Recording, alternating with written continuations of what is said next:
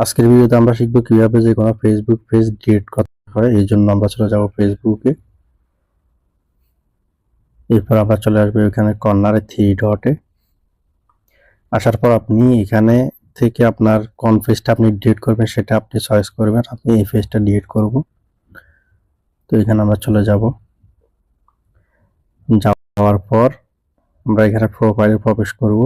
প্রবেশ করার পর নিচের দিকে আসলে এখানে দেখতে পাচ্ছেন সেটিংস অ্যান্ড প্রাইভেসি। এরপর এখানে সেটিংসে যাবেন,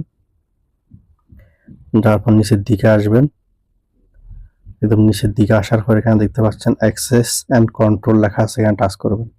টাচ করার পর এখানে ডিলিট পেজে যাবেন, এরপরে কন্টিনিউ দিবেন, আবার এখানে কন্টিনিউ দিবেন। এখানে আপনি পাসওয়ার্ডটা দিবেন সেই আইডির, আপনার পেজটা যে আইডি দিয়ে চালান সেটার পাসওয়ার্ডটা এখানে দিবেন।